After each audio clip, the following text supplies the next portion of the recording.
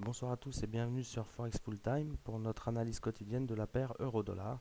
Et donc aujourd'hui, on continue notre biais haussier, donc engagé depuis 1,3970 aux environs 1,39, oui 1,3970 pile.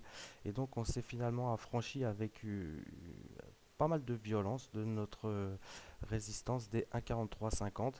Et donc actuellement, pour faire bref, on devrait soit poursuivre la hausse, ce qui me paraît un petit peu fou là tout de suite, euh, soit en tout cas engager un rebond technique un peu plus long, donc pour aller chercher une cible vers 1,4550. On pourrait avoir une pause vers 1,4430, 44,50 avant d'aller chercher les 45,50. Donc on pourrait éventuellement prendre appui sur cette zone, hein, puisque si on casse le prochain plus haut, en théorie, on devrait avoir un support vers ces niveaux, un 44,20, 44,30, euh, pour poursuivre la hausse vers un 45,50. Donc un 45,50 qui est donc les 61% de Fibonacci du mouvement démarré depuis un 49,50 jusqu'à un 39,70. Donc apparemment on est bien parti pour envisager, comme je vous le disais, un rebond un peu plus long terme vers 1,4550. Je pense que ce sera une zone importante qui risque d'être prise d'assaut par les baissiers. Et donc on surveillera attentivement ce niveau si on l'atteint pour éventuellement prendre une position short à moyen terme et aller viser une poursuite de la correction engagée depuis les 1,4950. Pour aller chercher, si on se rappelle, on avait une cible, nous, vers 1,39, 1,3850. Donc, à la limite, on pourrait engager un short moyen terme pour aller chercher cette cible.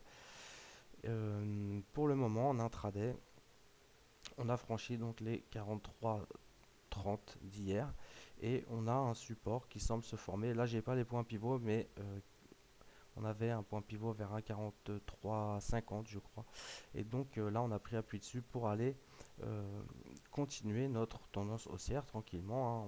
On voit que on évolue dans un petit canal haussier assez serré, assez rapide.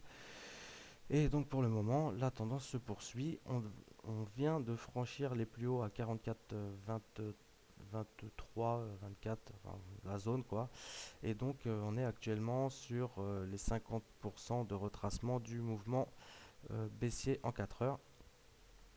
Alors attention, si on refranchit les 43,60, la zone des 43,60 à la baisse, il y a de fortes chances qu'on ait un retournement, en tout cas à court terme, pour aller chercher les 1,42.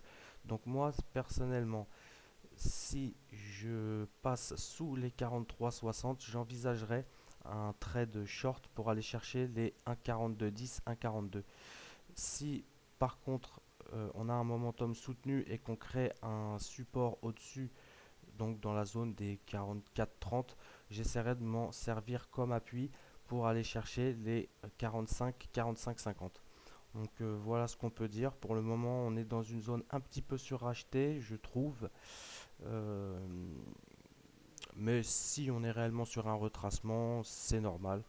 Euh, et si on est sur une poursuite de la hausse, par contre, un retracement vers 42 serait de bon augure pour pouvoir rentrer long sur un bon prix. Donc voilà, techniquement, ce qu'on peut dire. Hein, si on maintient les prix au-dessus de 44,20 demain et qu'on a une poursuite du momentum haussier, bon, la zone à un 44, un 44,20, si on arrive à se maintenir au-dessus de cette zone de prix, on pourra éventuellement chercher un long vers un 45, un 45,50. Si par contre, en cours de session, on repasse sous les 43,55, 43,50, je préférerais chercher un short pour aller chercher un 42. Donc voilà un 42 qui est quand même un support assez sympa et qui, si il est franchi, pourrait nous amener une poursuite de la baisse. Donc très important, surveiller ce niveau.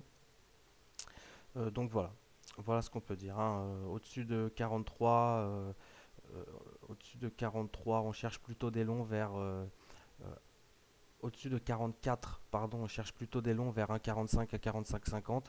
Sous 43,60, sous la zone des 43,60, on cherchera plutôt des shorts pour aller vers 1,42. Voilà, donc ben, une bonne nuit et de bons trades pour ceux qui tradent Tokyo. Et à demain sur Forex Full Time.